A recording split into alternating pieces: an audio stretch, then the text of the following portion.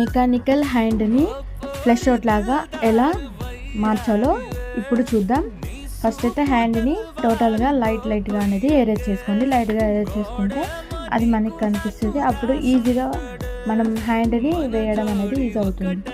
Flesh out అనేది మనకి టోటల్గా కర్వ్లో ఉండాలి. ఎక్కడ కూడా మనకి స్ట్రైట్ లాగా ఉండకూడదు.